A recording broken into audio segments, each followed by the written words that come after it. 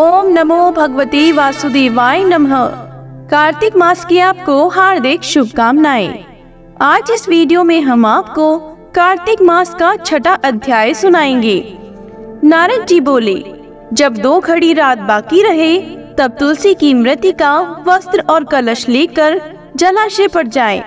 कार्तिक में जहाँ कहीं भी प्रत्येक जलाशय के जल में स्नान करना चाहिए। गर्म जल की अपेक्षा ठंडे जल में स्नान करने से 10 गुना पुण्य होता है। उससे 100 गुना पुण्य बाहरी कुएं के जल में स्नान करने से होता है। उससे अधिक पुण्य बावड़ी में और उससे भी अधिक पुण्य पोखर में स्नान करने से होता है। उससे 10 गुना झरनों में और उससे भी अधिक पुण्य कार्तिक में नदी स्नान करने से होता है।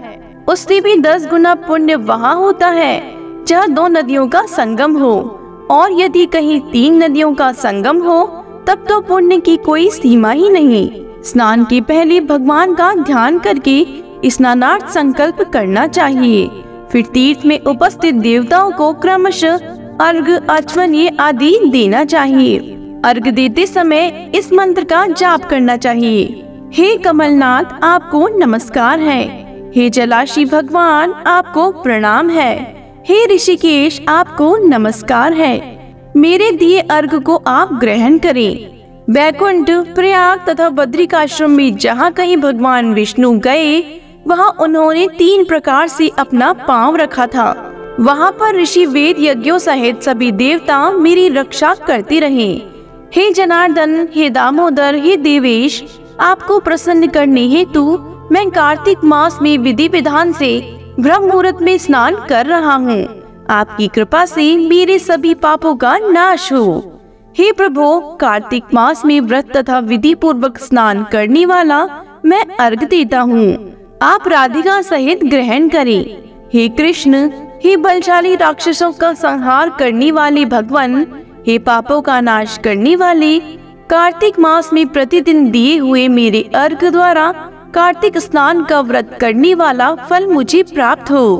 तत्पश्चात विष्णु, शिव तथा सूर्य का ध्यान करके जल में प्रवेश कर नाभि के बराबर जल में खड़े होकर विधि पूर्वक स्नान करना चाहिए। गृहस्थी को तिल और आंवले का चूर्ण लगाकर तथा विधवा स्त्री व यति को तुलसी की जड़ की मिट्टी लगाकर स्नान करना चाहिए। सप्तमी, अमावस्या, नवमी, त्रयोदशी, द्वितीया, दशमी आदि तिथियों को आंवला तथा तिल से स्नान करना वर्जित है। स्नान करते हुए निम्न शब्दों का उच्चारण करना चाहिए। जिस भक्ति भाव से भगवान ने देवताओं के कार्य के लिए 3 प्रकार का रूप धारण किया था, वही पापों का नाश करने वाले भगवान विष्णु अपनी कृपा से मुझे पवित्र बनाए।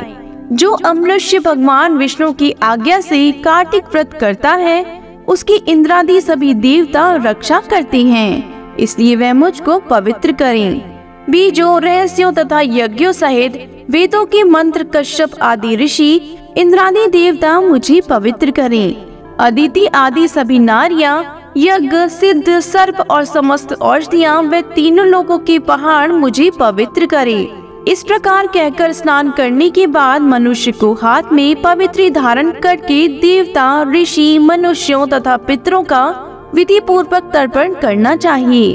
तर्पण करते समय तर्पण में जितने तिल रहते हैं उतने वर्ष पर्यंत व्रती के पितृगण स्वर्ग में वास करते हैं। उसके बाद व्रती को जल से बाहर निकलकर शुद्ध वस्त्र धारण करनी चाहिए। सभी तीर्थों के सारे कार्यों से निवृत्त होकर पुनः भगवान विष्णु का पूजन करना चाहिए। सभी तीर्थों के सारे देवताओं का स्मरण करके भक्ति पूर्वक सावधान होकर चंदन, फूल और फलों के साथ भगवान विष्णु को फिर से अर्घ देना चाहिए। अर्घ के मंत्र का अर्थ इस प्रकार है। मैंने पवित्र कार्तिक मास में स्नान किया है। हे विष्णु, राधा के साथ आप मेरे दिए अर्घ को ग्रहण करें। तत्पश्चात चंदन, फूल और तांबुल आदि से वेद पाठी ब्राह्मणों का श्रद्धा पूर्वक पूजन करें और बारंबार नमस्कार करें। ब्राह्मणों के दाएं पांव में तीर्थों का वास होता है। मुंह में वेद और समस्त अंगों में देवताओं का वास होता है।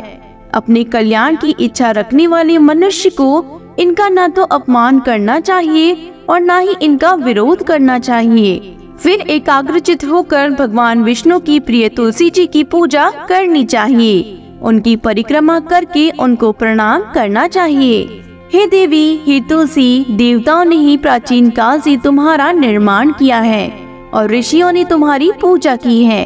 हे विष्णु प्रिया तुलसी, आपको नमस्कार है। आप मेरे समस्त पापों को नष्ट करो। इस प्रकार जो मनुष्य भक्ति पूर्वक कार्तिक व्रत का अनुष्ठान करते हैं, वे संसार के सुखों का भोग करते हुए अंत में मोक्ष को प्राप्त करते हैं। इसी के साथ छठा अध्याय संपूर्ण होता है।